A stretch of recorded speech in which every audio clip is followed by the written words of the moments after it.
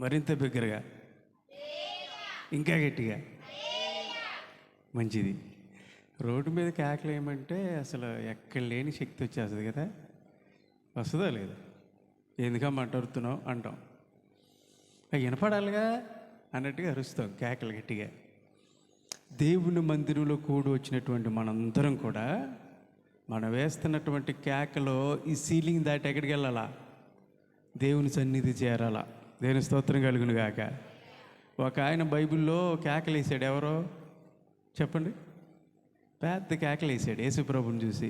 ఎవరు? ఇంకొకరు వచ్చా, దావీదు కుమారుడా నన్ను దాటి వెళ్ళొద్దయ్యా.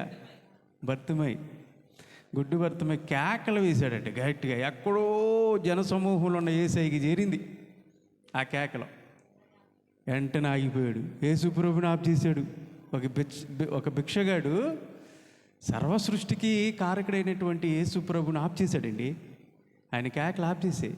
కాబట్టి నీవు నేను వేస్తున్నటువంటి కేకలో ప్రభు సన్నిధికి చేరాలా. ఇప్పుడు చెప్పండి గట్టిగా, దేవుని స్తోత్రం కలుగును గాక.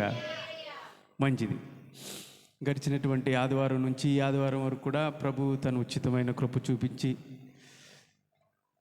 ఆయన మనందరిని కూడా సజీవ లెక్కలో నిలబెట్టి ఊపిరినిచ్చి శ్వాసనిచ్చి ఈ జీవితాన్నిచ్చి 2026లోకి మనం ప్రవేశించినట్లుగా కృపను అనుగ్రహించి మరొక ఆదివారం నాడు ఆయన సన్నిధిలోకి మనందరిని కూడా తీసుకొని వచ్చి దేవుని యొక్క మాటలను వినిపింప చేయటానికి, మాకు వినటానికి మీకు దేవుడిచ్చినటువంటి మహాకృపను బట్టి దేవునికి నా హృదయపూర్వక కృతజ్ఞతాస్తుతులు అర్పిస్తా ఉన్నాను. కూడి వచ్చినటువంటి ప్రతి ఒక్కరికి కూడా ఈ శబ్దయంత్రం ద్వారా ఎవరైతే దేవుని మాటలు వింటా ఉన్నారో వారందరూ కూడా ప్రభువైన యేసుక్రీస్తు వారి శ్రేష్టమైనటువంటి అత్యున్నతమైనటువంటి నామమును బట్టి నా హృదయపూర్వక వందనాలు, శుభాలను తెలియజేస్తా ఉన్నాను. గడిచినటువంటి దినములో మరి మన ప్రాంతంలోనే మరి తల్లి ఆగ్నేశం గారు మరి ప్రభు సన్నిధికి చేరుకుంది. మనం నమ్ముతూ ఉన్నాము. విశ్వాస యాత్రను కడముట్టించి తన జీవితాన్ని మరి తన ఆత్మను ప్రభుకి అప్పగించినట్లుగా మనం చూస్తూ ఉన్నాము. అయినప్పటికీ చనిపోయినటువంటి వారితో మనం కంపేర్ చేసుకున్నప్పుడు మనమేం గొప్పవారం కాదు, మనమేమన్నా శక్తివంతులం కాదు. వారికి మించినటువంటి గొప్పవారం మనం కాదు. మనం జీవించి ఉన్నామంటే అది దేవుని యొక్క ఉచితమైన కృప మాత్రమే. కాబట్టి అనుదినము దేవుడిచ్చినటువంటి ఆయుష్ను బట్టి, ఆరోగ్యాన్ని బట్టి దేవునికి మనం నిండు హృదయంతో, గుండెల నిండా కృతజ్ఞతాభావంతో దేవునికి స్తోత్రము చెప్పాలా. దేవుని స్తోత్రం కలుగును గాక. చెప్పండి గట్టిగా. అందరూ టిఫిన్ చేశారుగా? చేశారా? ఓకే, మంచిది. ఇప్పటి వరకు దేవుని పాటల ద్వారా మనము ఆయన్ని ఆరాధించాము. మన హృదయాలను తెరిచి ప్రభుకి కృతజ్ఞతాస్తుతులు అర్పించాము కదా. అర్పించారు అందరూ. నామకార్థమైనటువంటి ప్రార్థన, ఆచారపరమైనటువంటి భక్తిని మీరు ప్రదర్శించటం వల్ల ఎన్ని ఏళ్ళు గడిచినప్పటికీ కూడా మన జీవితాల్లో ప్రభువు నుంచి ఒక కార్యాన్ని కానీ మనం ఏ రోజు కూడా చూడలేం, పొందుకోలేం. కాబట్టి దేవుని సన్నిధికి వచ్చినప్పుడు హృదయాలు తెరవాలి. పక్కంటలు ఎవరున్నారా, ఎంతమంది ఉన్నారా అన్నది మనకు అనవసరం. నేను ప్రభువుకి దగ్గరున్నాను, ప్రభు ముందు నిలబడ్డాను, ఆయనతో నేను మాట్లాడుతున్నాను. ప్రార్థన అంటే ఏంటి? దేవునితో సంభాషణ. కాబట్టి మన హృదయాలను తెరిచి ప్రభువుని మనం కొనియాడాలి, కీర్తించాలి, దేవుని మహిమపరచాలి. మనము మహిమపరచాలనే దేవుడు మనల్ని సృష్టించాడు. ఆయనకి కావలసినటువంటి మహిమ ఆయనకి తప్పితే మనం ఎవరికి కూడా చెందకూడదు అని ప్రభు చెప్పాడు. వాక్యాన్ని ధ్యానించుకుందాము. మరి ఈరోజు కూడా ఈ ఆదివారం ప్రభు ఏం మాట్లాడదలుచుకున్నాడో మనం జాగ్రత్తగా ఆలోచిద్దాం. ఈ రోజున మరి జరిగినటువంటి కొన్ని సంఘటనలు, అంటే మొన్న తల్లి చనిపోయినటువంటి విధానం బట్టి మాకు చాలా బాధ అనిపించింది. ఆ వార్త విన్నప్పుడు చాలా బాధ అనిపించింది. చెల్లి జ్యోతి ఫోన్ చేసింది, అక్క ఇది పరిస్థితి అన్నప్పుడు. ఇంకా అక్కడి నుంచి మేము ఆ తల్లి పాడినటువంటి పాటలో జ్ఞాపకం చేసుకుంటా పదే అట్లా వినిపిస్తూ ఉంది అమ్మగారు. అట్లా వినుకుంటా మా పిల్లలు, మేము, మా తల్లిదండ్రులు ఎవరైతే ఉన్నారో ఆ ప్రాంతంలో వాళ్ళకి అందరికి కూడా వినిపించుకుంటా ఇది ఈ తల్లి చనిపోయింది చక్కగా పాడేది. పాటలో ఆవిడకున్నటువంటి స్వరం, ఆవిడకున్నటువంటి శక్తిని బట్టి పాడాలని చూసేది ఆశ. ఒక్కొక్కసారి ఏం చేసేదంటే, అమ్మ నాకు చాలు వచ్చేస్తుందిలే, నేను పాడలేనులే అని చెప్పేసి అనేది. మాకు ఇస్తే చక్క పాడేది. మేము షూట్ చేసాం, వాటినన్నిటిని కూడా యూట్యూబ్లో అప్లోడ్ చేసాం. దేవుడిచ్చినటువంటి ఆయుష్ 80 సంవత్సరాల పైనే బ్రతికిందని చెప్పేసి కుటుంబ సభ్యులు చెప్పారు. దేవుడిచ్చినటువంటి ఆయుష్ ఈ దినాల్లో 60 సంవత్సరాలు బ్రతకటమే చాలా కష్టం. కానీ దేవుడిచ్చినటువంటి ఆయుష్ ఆయనే ఇచ్చేది కాబట్టి మరి ఎక్కడ కూడా ఆయుష్ ఎవరు ఇచ్చేవారు లేరు. డాక్టర్స్ వాళ్ళు ట్రీట్మెంట్ చేస్తానంటారు కానీ బ్రతికించేది దేవుడే అని చెప్పేసి వాళ్ళు చెప్తూ ఉంటారు. ఎంత ధనం పోసినా డాక్టర్స్ బ్రతికిస్తారా? కాదు, దేవుడే బతికించేది. కాబట్టి ఆయుష్నిచ్చేది ఆయనే. కాబట్టి మరి తల్లి ఆవిడ జ్ఞాపకాలు మా మధ్య ఇంకా ఉన్నాయి. ఎందుకో మరి తల్లిని చివరి దశలో మొన్న ఒక ఆవిడ అంటుంది, చివరి దశలో మీ చేతుల మీద అంటే ఆ మట్టి కార్యక్రమం జరిగించడం మీ సన్నిధికి వచ్చిందయ్యా అని చెప్పేసి అంటున్నారు. 2 సంవత్సరాలు ప్రభు సన్నిధిలోకి వచ్చి ఆవిడ చక్కగా మరి దేవునితో మాతో ఈ సంఘ పరిచర్యలో క్రైస్ట్ గ్రేస్ మినిస్ట్రీస్లో ఈ సహవాసంలో పాలు పొందుకొని ఆవిడ ప్రభు సన్నిధికి చేరింది. అయితే ఈ సందర్భంగా నేను చెప్పాల్సినటువంటి మాట, నాకు వచ్చినటువంటి ఆ ప్రేరణ ఏంటంటే మరణం గురించి ఈరోజున కొన్ని మాటలు నేను చెప్పాలని ఇష్టపడతా ఉన్నాను. మరణం. కొంతమంది చావును చూడంగానే చాలామంది భయపడిపోతూ ఉంటారు, మరణం చూడంగానే భయపడతారు కదా. కానీ క్రైస్తవులుగా, క్రీస్తు బిడ్డలుగా మనము మరణం చూసి భయపడకూడదు అని దేవుని వాక్యం సెలవిస్తూ ఉంది. దేవునిని ఎరగనటువంటి జనాంగం అన్యులు అని పిలుస్తాం కదా. అన్యులు అంటే ఎవరు అంటే దేవుని ఎరగనటువంటి బిడ్డలు. దేవుని బిడ్డలుగా మనము దేవుని ఎరిగినప్పుడు దేవుని బిడ్డలమయ్యాం.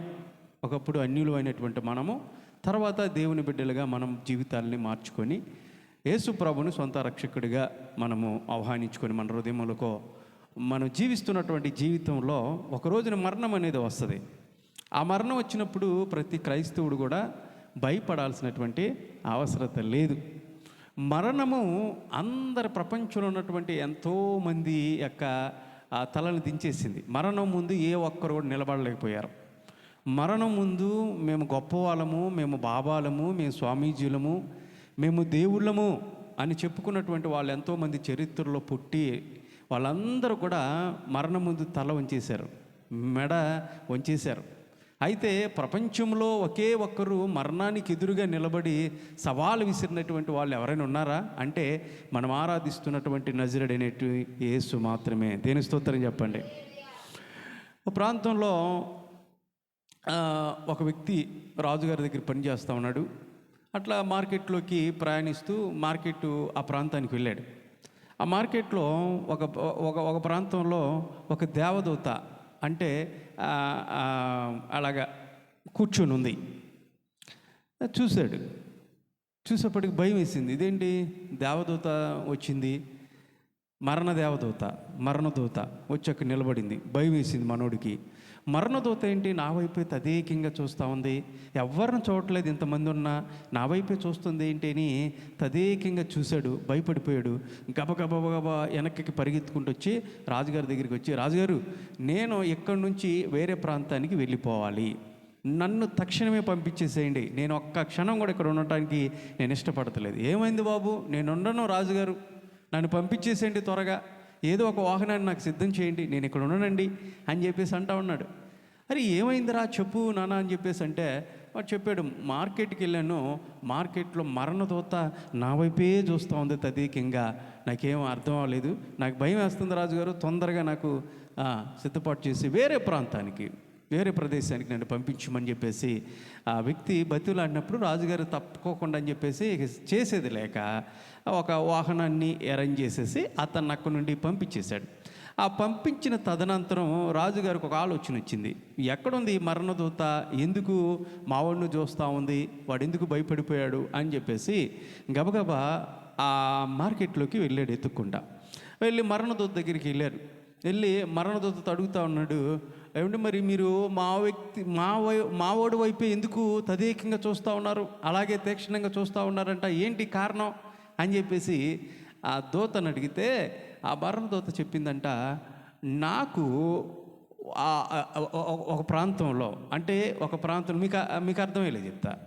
అంటే ఫర్ ఎగ్జాంపుల్ ఈ కంట్రిక ప్రాంతంలోనే ఆ వ్యక్తి ఉన్నాడు అనుకుందాం. మార్కెట్లో మరణదూత ఉందనుకున్నాం. ఈ వ్యక్తి ఏం చేశాడంటే ఇక్కడికి వచ్చేసి నేను కంట్రీలో ఉన్నాం, లేదంటే విజయవాడలో ఉన్నాను, నన్ను ఇమ్మీడియట్గా హైదరాబాద్ పంపించేసాయి, నాకు వాహనాన్ని సిద్ధం చేసేసి హైదరాబాద్ పంపించేసాయి అంటే వేరే ప్రాంతానికి ఏంటి హైదరాబాద్ అనుకుందాం మీకు అర్థమయ్యేలా చెప్తా ఉన్నాను. నేను హైదరాబాద్కి పంపించేయమంటే రాజుగారు పంపించేసాడు, హైదరాబాద్ వెళ్ళిపోయాడు. ఇప్పుడు మరణదూత అంటా ఉంది. రాజుగారు అడిగితే ఎందుకమ్మా మావోడి వైపు ఎలాగ చూస్తున్నామంటే, నాకు ఈ రోజున హైదరాబాదులో ఇతనితో నాకు అపాయింట్మెంట్ ఉంటే ఇక్కడ ఏం చేస్తున్నాడా అని ఆలోచిస్తున్నాను అందంట. వీడు ఎక్కడికి వెళ్ళాడు? హైదరాబాద్ వెళ్ళిపోయాడు, ఎత్తుక్కుంటా వెళ్ళిపోయాడు. అంటే నేను ఎందుకు ఈ మాట చెప్తా ఉన్నానంటే, మరణము ఒక వ్యక్తికి అపాయింట్మెంట్ ఇచ్చిన తర్వాత దాన్ని తప్పించుకోవడం ఎవరి వల్ల కూడా కాదు. అది ఎవరైనప్పుడు మన దేశాన్ని పరిపాలిస్తున్నటువంటి ప్రధానమంత్రే కావచ్చు, ఎవరైనప్పటికీ కూడా మరణం అపాయింట్మెంట్ ఇచ్చిన తర్వాత కాస్త ఆగమ్మా అంటే ఆగిద్దా? ఆగదు. ఒక వ్యక్తి అప్పిచ్చాడు అనుకుందాం, అప్పిచ్చినోడైనా బాబు కొంచెం ఈ రోజు ఆగయ్యా, 4 రోజులు అయిన తర్వాత నేను ఇస్తానయ్యా, 1 నెల ఆగయ్యా అని బతిమలాడితే వెళ్ళిపోతాడేమో. కానీ మరణం ఆగిద్దా? ఆగదో. మరణం ముందు ప్రతి ఒక్కరు కూడా తల వంచేశారు. మరణము ఒక వ్యక్తి దగ్గరికి అపాయింట్మెంట్ ఇచ్చినప్పుడు ఖచ్చితంగా ఆ దినాన్న వెళ్ళిపోవాల్సింది. ఎవరైనా సరే గోడ కొట్టిన మేకులాగా నేను ఇన్ని సంవత్సరాలు బ్రతకాలనుకుంటున్నాను, తర్వాత చూద్దాం వెళ్ళిపో అంటే అయ్యే విషయం కాదు. అది ప్రియులారు గమనించండి. మరణం అంటే ఏంటి? మరణం అంటే సపరేట్ చేయబడటం. దేని నుండి సపరేట్ చేయబడటం అంటే మన దేహంలో నుంచి ఆత్మ సపరేట్ చేయబడటం. దీన్నే మరణము అని పిలిచింది బైబిల్ గ్రంథం. దేని స్తోత్రం చెప్పండి గట్టిగా. దేవుడు మనిషిని దేనితో సృష్టించాడు, నిర్మించాడు అంటే మట్టితో సృష్టించాడు కదా. మట్టిని తీసుకున్నాడు, తన చేతులతో తన పోలికతో మట్టిని ఒక బొమ్మగా తయారు చేసి నాసికారంధ్రములో ఆ జీవాత్మను, దేవుని యొక్క ఆత్మను ఊదినప్పుడు మనిషి ఏమయ్యాడంటే జీవం వచ్చింది మనిషిలోకి. అంటే దేవుని యొక్క ఆత్మను మనిషిలో ఉంచటానికి దేవుడు ఉపయోగించినటువంటి పదార్థం ఏంటంటే, దేవుడు ఉపయోగించినటువంటి మనిషిలో ఉపయోగించినటువంటి ఏంటంటే మాంసం ఉంది, అంటే శరీరం ఉంది, ప్రాణము ఉంది. ఈ రెండిటిలో పెట్టాడు దేవుని యొక్క ఆత్మను. ఇప్పుడు మొత్తం ఎన్నైనాయి? 3 అయినాయి. ప్రాణం, దేహం, దేవుడిచ్చినటువంటి ఆత్మ. దేవుని ఆత్మను మనలో ఊదాడు, మనలో ఉంచాడు. ఎందులో ఉంచాడంటే ఆయనకి కావాల్సింది దేహం కావాలి, శరీరం కావాలి. మరి దేహం కదలాడాలంటే ప్రాణం కావాలి. కాబట్టి ఈ రెండిటిని తయారు చేసి అందులో దేవుడు తన ఆత్మను ఉంచాడు. దేవుని స్తోత్రం కలుగును గాక. వ్యక్తి చనిపోవటం, మరణించటం అంటే ఏంటంటే ఆత్మ శరీరము నుంచి, దేహము నుంచి సపరేట్ చేయబడితే బయటకు వచ్చేస్తుంది. మట్టితో తయారు చేయబడినటువంటి ఈ శరీరము తిరిగి ఎక్కడికి వెళ్ళిపోద్ది అంటే మట్టిలోనే కలిసిపోద్ది, ప్రాణం పోద్ది. ఇప్పుడు జంతువుల్లో లేనిది మనిషిలో ఉన్నది ఏంటి తెలుసా? ఆత్మ ఒక్కటే. ఒక కోడిని తీసుకుంటాం, దాన్ని పేక్ కోసేసాము, చికెన్ చేసుకొని చక్కగా ఫ్రై చేసుకొని తినేసాం. అంటే ఏంటి? దానికి శరీరం ఉంది, ప్రాణం ఉంది. అంటే పేక్ కోయంగానే ఏమవుతుందంటే ప్రాణం పోతుంది. చక్కగా వండుకొని తినేస్తాం. అది పశువులు కానీ జంతువులు కానీ ఈ వేటిని చూసుకున్నప్పటికి కూడా శరీరం ఉంటుంది, ప్రాణం ఉంటుంది. ఆత్మ ఉంటుందా? వాటికి ఉండదు. అది మనిషిలోనే దేవుడిచ్చాడు. దేవుని స్తోత్రం కలుగును గాక. ఇప్పుడు ఆ ఆత్మకు సంబంధించినటువంటి సపరేట్ చేయబడినప్పుడు ఒక వ్యక్తి తన యొక్క ప్రాణాన్ని, అంటే ఈ ఆత్మ సపరేట్ చేయబడినప్పుడు మరణించాడు అంటే లోపల ఉన్నటువంటి అవయవాలు ఏమో కూడా పనిచేయవు. ఇంకా గుండు కొట్టుకోవడం ఆగిపోద్ది, రక్త ప్రసారణ ఆగిపోద్ది. లోపల ఉన్నటువంటి ప్రతి ఒక్క అవయవం కూడా, కళ్ళు ఉంటాయి చూడలేకపోతూ ఉంటాడు, చేతులు ఉంటాయి కదలలేడు, కాళ్ళు ఉంటాయి కాళ్ళు కూడా కదులుతున్నాయి. అంటే ప్రతి అవయవం కూడా పనిచేయలేనటువంటి పరిస్థితుల్లో చచ్చిపోయాడండి అంటాం. ఆ చచ్చిపోయినప్పుడు, ప్రాణాన్ని వదిలిపెట్టినప్పుడు ఆత్మ సపరేట్ చేయబడుద్ది.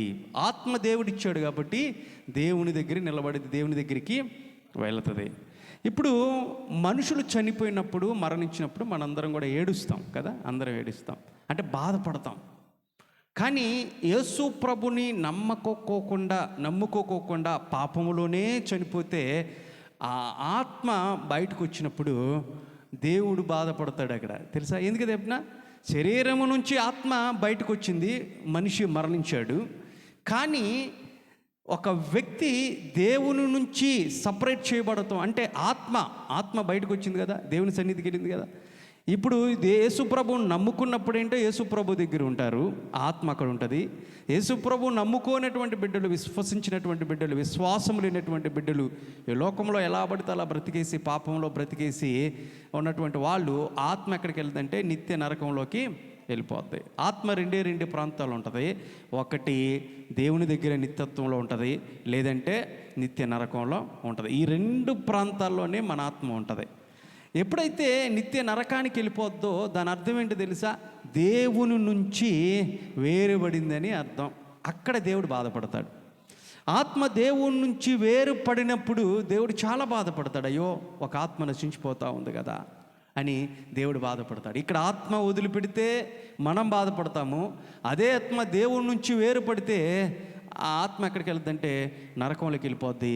దేవుడు అక్కడ బాధపడతాడు, ఆయన పెడతాడు. చూడండి 90వ కీర్తన ఒక మాట ఉంటుంది. 90వ కీర్తన 3వ వచనంలో, కీర్తనలు 90వ కీర్తన 3వ వచనంలో దేవుడు మనల్ని మట్టితో తయారు చేసినప్పుడు, నీవు నరులను మంటికి మార్చుచున్నావు, నరులారా తిరిగి రండి అని నువ్వు సెలవిచ్చుచున్నావు. నువ్వు నరులను ఎలా మారుస్తున్నాడంట? మట్టిగా మారుస్తూ ఉన్నాడు. అంటే ఆదికాండం దీని ఒకసారి 3:17 వచ్చినాం. అక్కడ దేవుడు మానవుడిని ఏ విధంగా తయారు చేశాడో, ఆ తయారు చేసిన తర్వాత దేవుడు ఇచ్చినటువంటి మనిషి ఎప్పుడైతే పాపం చేశాడో, ఆ పాపం అనంతరం దేవుడు ఇచ్చినటువంటి ఒక శాపాన్ని, మనం తెచ్చుకున్నటువంటి మరణాన్ని సంబోధించి దేవుడు చెప్తున్నటువంటి మాట ఏదోను తోటలో. ఆదికాండం 3:17. ఆయన ఆదాముతో, నీవు నీ భార్య మాట విని ఏది తినొద్దన్నానో అది తిన్నావు గనుక నీ నిమిత్తము నేల శపించబడింది, ఇక నుంచి నువ్వు ప్రయాసతోనే నువ్వు బ్రతుకుతావు.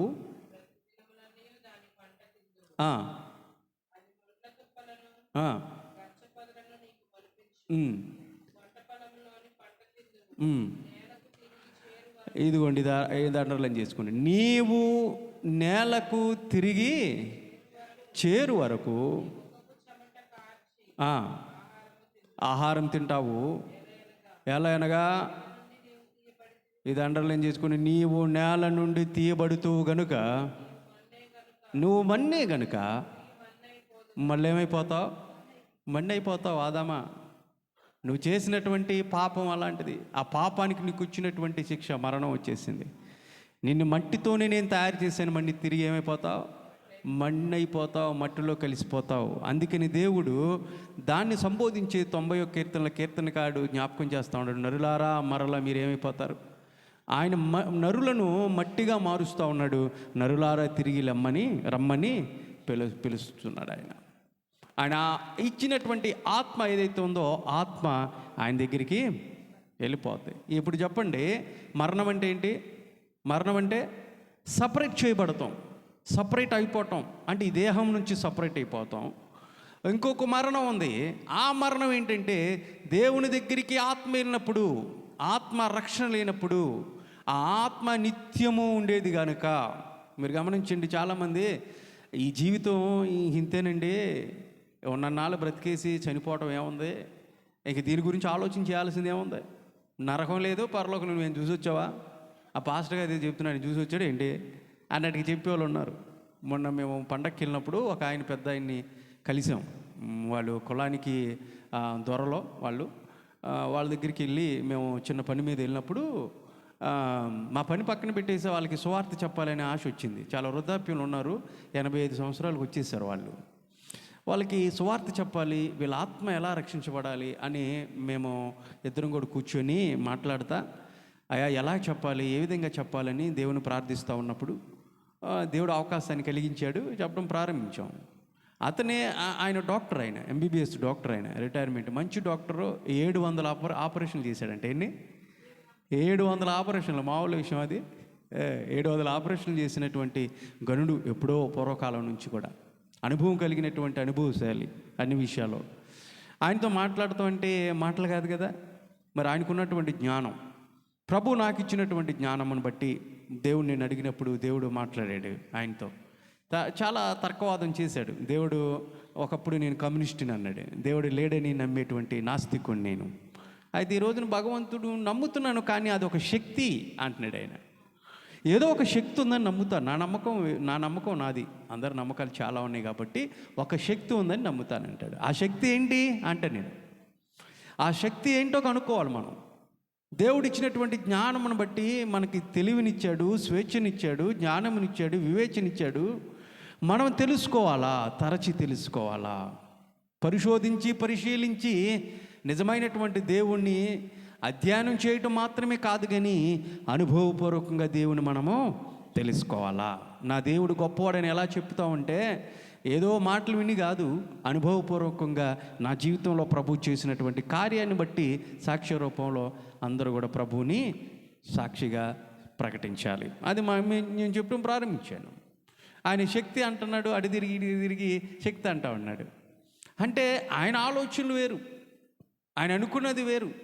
నేను దాని బేస్మెంట్ని గురించి మాట్లాడుకుంటా క్రీస్తుని ప్రకటిస్తూ వచ్చినప్పుడు, నరకము పరలోకము ఉందండి, మన ఆత్మ చేరే ప్రాంతాలు అని చెప్పేసి అంటే నరకమా పరలోకమా ఇంకేమైనా లేవు ఇంకా అన్నట్టు అన్నాడు. ఆయన నమ్మలా నరకాన్ని, నరకం ఉందని, మోక్షం స్వర్గం ఉందని చెప్పేసి నమ్మట్లా. అప్పుడు చెప్పా, మీరు భక్తిని చేస్తున్నారుగా, చేస్తాను. ఎందుకు భక్తి చేస్తున్నారు? మీ భక్తి ఎందుకు? ఒక వ్యక్తి భక్తి ఎందుకు చేయాలి? పాపం పోవటానికి. పాపం పోతే మోక్షం వస్తుంది, స్వర్గానికి మేము వెళ్తామని చెప్పేసి. అంటే ఆత్మ రక్షించబడాలి. ఆత్మ రక్షణ లేనప్పుడు నరకానికి వెళ్తాడు, ఆత్మ రక్షించబడినప్పుడు మోక్షానికి, స్వర్గానికి అని వాళ్ళు అన్నుతారు. మనం పరలోక రాజ్యం అని నమ్ముతాం, అక్కడికి వెళ్తాం. కాబట్టి మరి మీరు భక్తి ఎందుకు చేస్తున్నారు అని ప్రశ్నలు కొన్ని మాట్లాడి, ఎందుకు ఈ విషయాన్ని మీకు జ్ఞాపకం చేశానంటే, కొంతమంది ఏంటంటే కొంచెం మూర్ఖత్వంతో నరకము పరలోకము లేవు, మీ మూర్ఖత్వం అని చెప్పేసి మనల్ని అంటున్నారు చాలామంది కదా. ఓ పందిని తీసుకోండి, ఓ పంది ఇలా, పంది తల పైకెత్తుదా? ఎత్తదు, పై తిప్పలేదు అది. ఆ పంది ఇలాగా నడుచుకుంటూ అనుకుంటుందంట, ఏందిరా ఈ లోకంలో ఏముందిరా, ఈ లోకం కోసం ఇదే కదా, దీనికోసం తెల్లారి లేచి కొట్టుకుంటున్నారు వీళ్ళందరూ, ఏముంది పాడు అసలు ఇది ఇందులో అన్నట్టుగా అనుకుంటూ వెళ్తుందంటే, అది నడుచుకుంటూ వెళ్తూ ఉంటుంది. ఆదివారం వచ్చింది, ఇప్పుడు ఏం కావాలా? పంది మోహం కావాలా? పందులు బట్టి వాడు వస్తాడు. ఇక ఆ పంది అనుకుంటూ వెళ్తూ ఉంటుంది కదా, ఆ పంది ఎక్కడుందో చూస్తాడు, పట్టుకుంటాడు గట్టిగా ఉచ్చేసి, 2 కాళ్ళు వెనక 2 కాళ్ళు ముందు కట్టేసి ఆ సందులో కర్ర నెట్టేసి పైకి లేపుతాడు. అప్పుడు ఎటు చూసిద్ది అది? ఆకాశం పైకి చూసిద్ది. అమ్మో ఇంకా ఉందిగా, నేను కింద ఇదే అనుకున్నాను, ఇంకా ఉందిగా.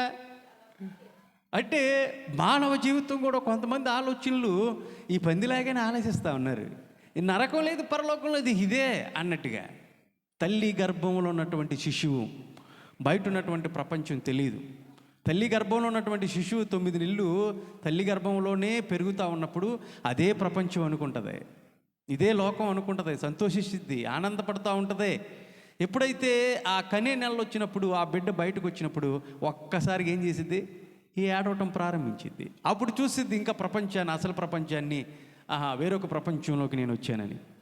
చాలామంది వాళ్ళు నమ్ముతున్నటువంటి సిద్ధాంతాన్నే నమ్ముకుంటూ మరణం తర్వాత జీవితం లేదు, మన ఇష్టానుసారంగా బ్రతికేయచ్చు అన్నట్టుగా ఆ ఆలోచనలతో ఉన్నటువంటి వాళ్ళు కూడా చాలామంది ఉన్నారు. గమనించిన ప్రియులారా, ఆత్మ దేవుడిచ్చినటువంటి ఆత్మ దేవుని దగ్గరికి ఒక రోజున వెళ్ళాల్సినటువంటి పరిస్థితి. ఒక రోజున నువ్వు ప్రాణం విడిచినప్పుడు నీ ఆత్మ సపరేట్ అయిపోద్ది దేహం నుంచి, ప్రభువు సన్నిధిలోకి వెళ్ళి నిలబడిద్ది నీ ఆత్మ. రెండు నిత్యత్వాలు ఉన్నాయని చెప్పేశాను. నిత్యమైనది సదాకాలం ఉంటాయి.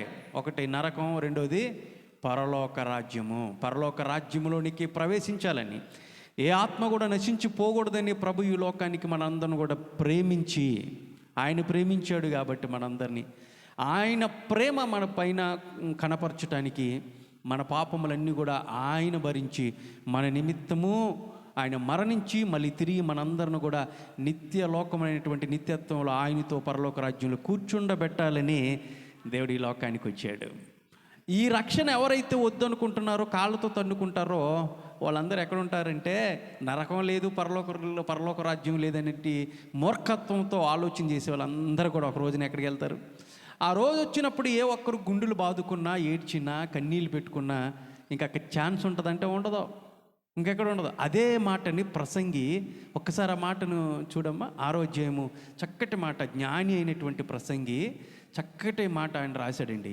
6వ అధ్యాయము 17వ వచనంలో అనుకుంటా, వారికి ఎవరు చెప్తారు అని ఉంటుంది చూడు, అక్కడ ఆ మాట, వారికి ఎవరు చెప్తారు అన్న మాట ఉంటుంది. 6వ అధ్యాయం 17వ వచనం అనుకుంటా, చూడండి, ప్రసంగి 6:17.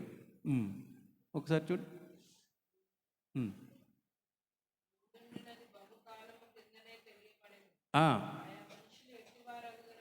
ఆయా మనుషులు ఎట్టివారు అవుదురో నిర్ణయమాయను,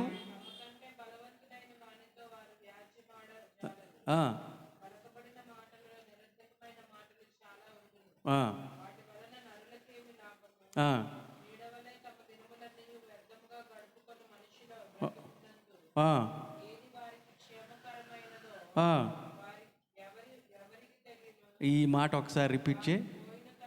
వారు పోయిన తర్వాత ఏమి సంభవించునో, అబ్బా, వారితో ఎవరు చెప్పగలరు? దేవుని స్తోత్రం చెప్పండి. వారు పోయిన తర్వాత ఏమి సంభవించునో వారితో ఎవరు చెప్పగలరో? ఈ ప్రపంచంలో ఒక వ్యక్తి చనిపోయిన తర్వాత ఎక్కడికి వెళ్తున్నాడో వారితో ఎవరు చెప్పగలరో? ఎవరైనా చెప్పగలరా?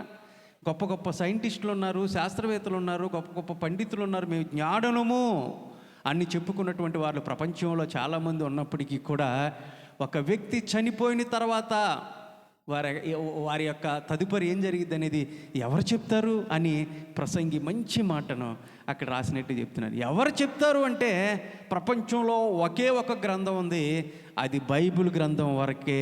ఒక మనిషి చనిపోయిన తర్వాత ఎక్కడికి వెళ్తాడు అనేది నిశ్చయంగా చెప్పగలరు. దేవుని స్తోత్రం చెప్పండి. ఇంకే గ్రంథం లేదు, ఎవరు చెప్పలేరు. మనిషి చనిపోయిన తర్వాత తన జీవితం ఏ విధంగా ఉంటుందో ఒక బైబిల్ గ్రంథం వరకు యేసు ప్రభు మాత్రమే చెప్పాడు. అది మనకున్నటువంటి ధన్యత. ఎవరైతే ఆ వాక్యం వింటారో, వాక్యానికి లోబడతారో, ఆ తదుపరి జీవితం, నా జీవితం ఎలా ఉండబోతుంది, నా జీవితం ఎలా ఉంటుంది, నేను ఎక్కడికి వెళ్తాను, నా జీవిత ప్రయాణం ఏంటి, నా గురేంటి, నా చివరి నేను చేరుకోవాల్సినటువంటి ప్రాంతం ఏంటి అనేది బైబిల్ గ్రంథం వరకే చెప్పగలదు. అయితే చనిపోయినటువంటి వ్యక్తులకి ఈ విషయాలు తెలుస్తాయా? ఎవరికి తెలియదు. ఎలా చెప్తున్నారు పాస్టర్ గారు?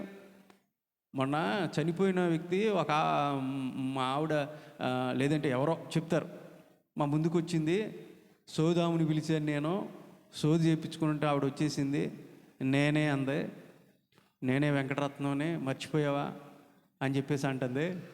లేదమ్మా, నేను మర్చిపోలేదమ్మా. ఆ రోజు నేను అడిగితే నాకు పప్పలు ఉండేవా? ఆ రోజు నాకు వండితే పరమాన్నం వండమని చెప్పానా? అమ్మ చెప్పావమ్మా, వండావా? వండదు, అందుకేనే ఇటే తిరుగుతున్నా, నేను నీ దగ్గరే తిరుగుతున్నా, ఆ మోన్లే ఉంటున్నా, నేను చూస్తానే ఉన్నా. ఏగా అని చెప్పేది, ఇక ఎవడు వణికిపోతే వండంటారప్ప అప్పలో, అరే అన్నీ వండేసి ఫోటో ముందు పెట్టేస్తారు తీసుకెళ్ళిపోయి.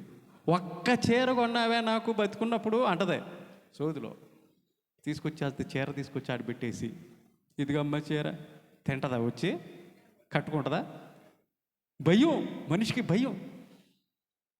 అయితే చూడండి, ప్రసంగి అక్కడ ఒక మాట ఉంటుంది, అక్కడ కూడా చూడమ్మా, 9వ అధ్యాయము 5-6 వచనాలు చదవమ్మా. అక్కడ ప్రసంగి రాసినటువంటి ఆ గ్రంథంలోనే, బ్రతికి ఉండువారు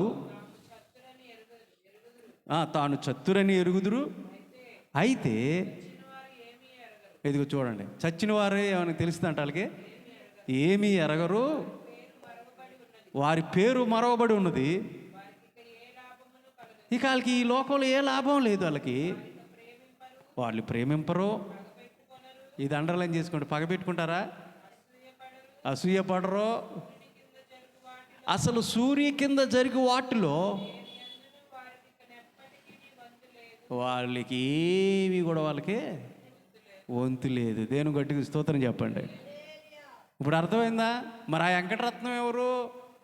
మొన్న వచ్చిన సోదరు చెప్పించుకుంటా వచ్చినటువంటి వ్యక్తి ఎవరు అంటే బైబిల్ గ్రంథం చెప్తుంది అపవాది వాడి యొక్క దూతలు. బైబిల్ ఏం చెప్తుంది? ఒక వ్యక్తి చనిపోయిన తర్వాత ఈ లోకముతో వాళ్ళకి ఎలాంటి లాభం ఉండదంట. ఇక్కడ ఏం జరుగుతుందో వాళ్ళకి తెలియదు. ఈ సూర్యుని కింద జరుగుతున్నటువంటి వాటి గురించి వాళ్ళకి ఏమీ తెలియదు. ఎవరిని ప్రేమించరో, ఎవరి మీద పగబెట్టుకోరో. నాకు అది కావాలి, ఇది కావాలి, అప్పుడు ఇవ్వలేదు కదా, నేను పగబెట్టుకున్నాను అందుకే నీ చుట్టూ తిరుగుతున్నానని అబద్ధం, మోసం.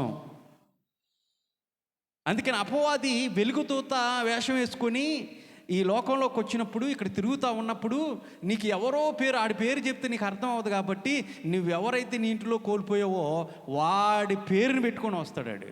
నేను ఆవిడ్ని, నేను వాడిని అని చెప్పేది ఎవరు తెలుసా? అపవాది గారు, వాడు సైన్యం. అంతేగాని మనం కోల్పోయినటువంటి వ్యక్తులు ఇక్కడ ఉండరు, ఆత్మలు ఇక్కడ ఉండవు, వెళ్ళిపోతాయి, పైకి వెళ్ళిపోతాయి. ఇక్కడ ఏం జరుగుతుందో తెలీదు.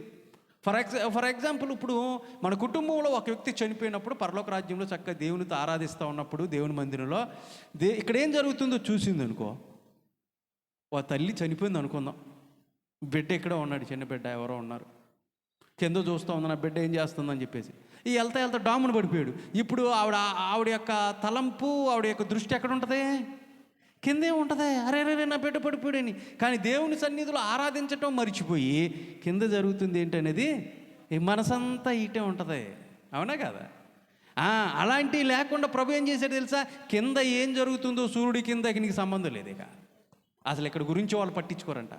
ఇక్కడ ఏం జరుగుతుందో కూడా పట్టించుకోరు. ఇక ప్రభు సన్నిధిలోనే దేవుని నమ్ముకున్నటువంటి బిడ్డలు అక్కడ ఉంటారు. ఇప్పుడు మీకు అర్థమవుతుందా? ఫస్ట్ మరణం అనగా సపరేట్ చేయబడతాం, ఆత్మ సపరేట్ చేయబడింది. ఇది మొదటి మరణము. గమనించండి, దేహాన్ని విడిచిపెట్టినటువంటి ఆత్మ అంటే శరీరానికి వచ్చినటువంటి మనం చేసినటువంటి పాపమును బట్టి, అతిక్రమం బట్టి మనకు వచ్చినటువంటి మరణము. ఈ మరణము వచ్చినప్పుడు మనిషి దేహంలో నుంచి దేవుడిచ్చినటువంటి ఆత్మ సపరేట్ చేయబడిద్ది. ఇప్పుడు రెండో మరణం ఉంది. ఆ మరణం ఏంటి తెలుసా? అసలైన మరణం అదే. తీయండి ప్రకటన గ్రంథం 21వ అధ్యాయం వచ్చిన. మరి ఆ మరణం ఏంటి అంటే అదే ఆత్మకు జరిగేటువంటి రెండవ మరణం. ఇది శరీరానికి జరిగినటువంటి మరణం అయితే ఆత్మకు వచ్చేటువంటి మరణం రెండవ మరణం ఉంది. దీని గురించే కదా ఈ రోజున బైబిల్ సెలవిస్తూ ఉంది. 21వ అధ్యాయం వచ్చిన. పిరికివారును, అవిశ్వాసులను, అసహ్యులను, నరహంతకులను, వ్యభిచారులను, మాంత్రికులను, విగ్రహారాధకులను, అబద్ధికులందరూ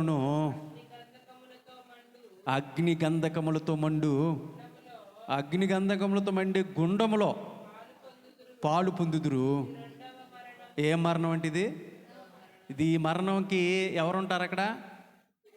ఒక లిస్ట్ ఇచ్చేసాడు. పిరికివారు, అవిశ్వాసులు, అసహ్యులు, నరహంతకులు, వ్యభిచారులు, మాంత్రికులు, విగ్రహారాధకులు, అబద్ధికులు. ఈ లిస్టులో మనం ఎక్కడ ఉన్నాం చూసుకోండి. బాబు మేము వ్యభిచారం చేయమండి, దొంగతనం చేయమండి, పిరికోళం కాదండి. అసలు ఈ రోజున పిరికోలు కాదంట అని ఈ రోజున ఒకటి, ఈ రోజున అంట అమావాస్య అంట, దెయ్యాలన్నీ బయట తిరుగుతూ ఉంటాయంట, ఎవరు బయట రాకూడదంట, బయటకు వస్తే నీ పక్కన ఎవరు నడుస్తున్నారో జాగ్రత్త, నీ వెనకాల ఎవరు కూర్చుంటారో తెలియదు. వీళ్ళు ఏమంటుంది బైబిలు? పిరికివారు. క్రైస్తవులు పిరికివారు కాదు. పిరికివారా చెప్పండి మీరు? పిరికివారు కానే కాదు. ఒకవేళ పిరికితనం ఉంటుంది వీళ్ళందరూ ఎక్కడ ఉంటారంట? ఒకవేళ పిరికివాడిని కాదు అని చెప్పుకున్నా కానీ ఈ లిస్టులో ఒకసారి మాటకు నువ్వు దొరికిపోతావు. ఎక్కడ తెలుసా? అబద్ధం ఆడినండి. అసలు నేను అన్నటువంటి వాళ్ళు ఎవరు ఉన్నారా? రోజులో ఒక్కసారి అబద్ధం ఆడుకొని ఉంటావు. నువ్వు ఆడుకొని ఉంటావా? అబద్ధం ఆడకూడదు. మనం క్రైస్తవులుగా ఉన్నది ఉన్నట్టు చెప్పేసేయాలి. వాళ్ళు ఏమనుకుంటారు నాకు అనవసరం. నేను మాటకు ఉన్నది ఉన్నట్టు చెప్పేస్తా. మీలో కొంతమంది తెలుసు నా మాటలు ఎలా ఉంటాయో, లాగి చెంప మీద కొట్టినట్టు ఉంటాయి. నాకు అనవసరం. మీరు బాధపడతారా ఏమైనా నాకు అనవసరం. మీరు బాధపడైనా సరిచేయబడాలి. మీరు ఉదయం గాయపరచబడవచ్చు, ఒక సేవకుడు చెప్పేటువంటి మాట. కానీ అందులో నుంచి నువ్వేం చేయబడాలా? సరిచేయబడాలి, సెటరేట్ అయిపోవాలి నువ్వు. అంతే. అదే నేను వెళ్ళిపోతానా నీ మాట అన్నాడు అని చెప్పేసి అంటే బాధపడేది నువ్వే. రేపొద్దుట నువ్వు సరిచేయబడాలా. అర్థమవుతుందా? అబద్ధం ఎన్ని ఆడితేనంటే వీళ్ళందరూ ఎక్కడ ఉంటారంటే నిత్య నరకంలో ఉంటారంట, అగ్ని గంధకంలో, ఆ గుండంలో ఉంటారంట. ఇది ఎన్నో మరణం? రెండవ మరణం. ఈ రెండవ మరణం ఆత్మ అక్కడ ఉంటుంది. ఆ ఆత్మ అంటే నరకంలోకి వెళ్ళేటువంటి ఆత్మ ఎక్కడ ఎక్కడ ఎక్కడి నుంచి సపరేట్ చేయబడింది? దేవుని నుంచి సపరేట్ చేయింది. ఇక్కడ మొదటి మరణం దేహం నుంచి ఆత్మ సపరేట్ చేయబడతాం, ఇది మొదటి మరణం. అయితే రెండో మరణం నరకంలోకి వెళ్ళేటువంటి వాళ్ళు ఎవరో తెలుసా? దేవుని నుంచి. అంటే ఇప్పుడు మైక్ పనిచేస్తుంది కదా, అక్కడ వైరు తప్పించాను అనుకో, మైక్ పనిచేసిద్దా? అంటే కనెక్షన్ ఏమైపోయింది?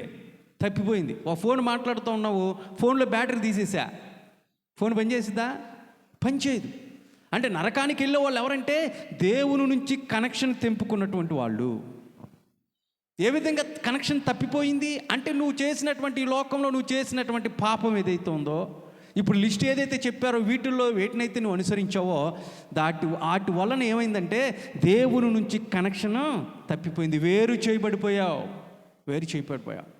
ఇప్పుడు వేరు చేయబడినటువంటి ఆత్మ నిత్య అగ్నిగుండంలోకి వెళ్ళిపోద్ది. గమనించిన ప్రియులారా, ఒకవేళ పాపం పరిస్థితిలో ఉంటే, ఇంకా రక్షణ పొందినటువంటి పరిస్థితులు కనుక నువ్వు ఉంటే, నువ్వు ఎక్కడికి వెళ్తావు? రెండవ మరణంలో పాలు పొందుకుంటావు. క్రీస్తు యేసు ఉన్నటువంటి వారికి ఏ శిక్షా విధి లేదంటే దేవుని గట్టి స్తోత్రం చెప్పండి. ఒకవేళ క్రీస్తును కనుక నువ్వు ధరించినట్లయితే, అంటే రక్షణ పొందినటువంటి బిడ్డగా ఉంటే, ఇంక నీకు రెండో మరణంలో పాలు పొందుకోవాల్సినటువంటి అవసరం నీకు లేదు. ఇక దాని నుండి నువ్వు తప్పించబడతావు. ఇప్పుడు ప్రభువునందు నిద్రించినటువంటి వాళ్ళు, ఇప్పుడు ఈ లోకంలో మనకున్నటువంటి వారు మన ముందు చనిపోతూ ఉన్నారు. చనిపోయినటువంటి వాళ్ళని మనం చూస్తామంటే బైబిల్ సెలవిస్తూ ఉంది, ఖచ్చితంగా మనం చూస్తాము. ఎప్పుడు అంటే ఒక వాక్యం మొన్న చదివించాను, మొదటి దశలోనికలు రాసినటువంటి పత్రికలో పౌలు గారు చెప్తూ 4వ అధ్యాయం 13 నుంచి మీరు 18 వరకు చదివినట్లయితే అక్కడ ఒక మాట ఉంది. ఆ మాట ఏంటంటే, యేసు ప్రభు ఒక రోజున ఈ లోకానికి రాబోతున్నాడు. అదేంటో తెలుసా? రహస్య రాకట. చెప్పండి, ఇది రహస్య రాకట. 3 పునరుద్ధానాలు ఉన్నాయి. ఒకటేంటంటే యూదులకి సంబంధించింది ఒక పునరుద్ధానం ఉంది 1000 ఏండ్ల పరిపాలనలో. రెండవ పునరుద్ధానం ఏంటంటే ఆయన ధవళ సింహాసనం ముందు ఆయన కూర్చున్నప్పుడు ఆయన ముందు ప్రపంచంలో మొట్టమొదటి మానవం నుంచి చివరి వరకు యేసు ప్రభు మళ్ళీ 1000 ఏళ్ళ పరిపాలనలో ఈ లోకానికి వచ్చేటువంటి ఆ సమయంలో ఎవరైతే ఉన్నారో దేవుని నమ్మనటువంటి బిడ్డలందరూ లేస్తారు. ఆ ధవళ సింహాసనం ముందు అందరికీ తీర్పు ఉంటుంది. ఆయన చెప్తాడు, ఎందుకు నిన్ను నరకానికి తీసుకెళ్తున్నాను తెలుసా? ఎందుకు ఆ శిక్ష నీకు ఇస్తుందని తెలుసా? ఇదిగో నువ్వు చేసినటువంటి పాపం ఇదిగో అని స్క్రీన్ మీద చూపిస్తాడు. ఆయన న్యాయాధిపతి, ఆయన న్యాయం గొప్పదే, అన్యాయస్తుడు కాదు ఆయన. నువ్వెందుకు నిన్ను నరకానికి తీసుకెళ్తున్నాడు చెప్పి పంపిస్తాడు ఆయన. అది ధవళ సింహాసనం మీద జరిగేది. మరి 3వ పునరుద్ధానం ఏంటి అనంటే రహస్య రాకట్లో మనందరం కూడా ఎత్తబడతాం. ఇప్పుడు మనందరూ కూడా ప్రభు నమ్మినటువంటి వాళ్ళందరూ కూడా చనిపోయారు, ప్రభు నందు నిద్రించారని చెప్తాం. యేసు ప్రభు లాజరు చనిపోయినప్పుడు వాళ్ళందరూ వచ్చి చెప్పారు, యేసు ప్రభుకి చెప్పారు, అయ్యా నువ్వు ప్రేమిస్తున్నటువంటి లాజరు చనిపోయాడు అని చెప్తే 3 రోజుల తర్వాత యేసయ్య అంటాడు శిష్యులతో, ఇక పదండ్రా మనం వెళ్దాం అక్కడికే. ఏమన్నాడు తెలుసా? లాజరు నిద్రించాడు, నిద్రపోతున్నాడు, మేలుకొందుదాం పదండి అన్నాడు. అదేంటి యేసయ్య ఏం మాట్లాడుతున్నావు? ఆయన చనిపోయాడని చెప్పేసి అంటే 3 రోజులు అవుతుంటే నువ్వేంటి నిద్రపోతున్నాడు అంటావు? మైండ్ ఏం పని చేయట్లేదా? ఏంటి రెట్ట మాట్లాడుకున్నారని చెప్పేసి శిష్యులందరూ కూడా అనుకుని ఉండొచ్చేమో. యేసయ్యకి తెలుసు ఆ నిద్ర ఏంటి శాశ్వతమైనటువంటి నిద్ర కాదు. యేసుప్రభు నమ్మినటువంటి వాళ్ళు ఎవరైతే ఉన్నారో, అందుకని అక్కడికి వెళ్ళి నాకు యేసుప్రభు చెప్తాడు, నేనే పునరుద్ధానమును జీవమును. దేవుని స్తోత్రం చెప్పండి. నేనే అన్నటువంటి సౌండ్ అక్కడికి వెళ్ళిన తర్వాత ఆయన మాట చెప్పి లాజర్ని పిలిచాడు. లాజరస్ కమ్ ఫార్వర్డ్ అన్నాడు, బయటిరా అన్నాడు.